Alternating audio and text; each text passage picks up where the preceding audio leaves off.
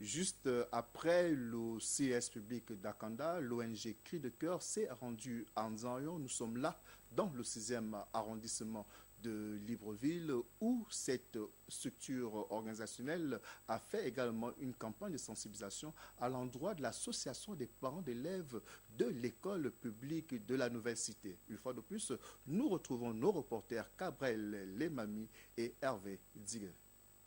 C'est une rencontre de sensibilisation un peu particulière qui a débuté par l'installation du bureau de l'association des parents d'élèves de l'école publique de la Nouvelle Cité, située dans le 6e arrondissement de la commune de Libreville. Au cours de leur prise de fonction, les promus ont été édifiés sur le rôle d'une APE dans le suivi des élèves et sur le rôle qu'elle doit jouer dans le développement de cette structure scolaire à travers la mise en place des projets. Le rôle de l'APE, ce n'est pas seulement de cotiser. L'APE est un partenaire pour l'éducation nationale.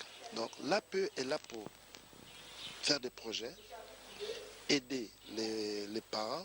En seconde partie, les parents d'élèves ont eu droit à un atelier de renforcement des capacités axé sur les 10 principes fondamentaux des droits de l'enfant et la prise en charge des enfants vulnérables en milieu scolaire. Un atelier à l'initiative de l'ONG Cri du Cœur contre le harcèlement en milieu scolaire.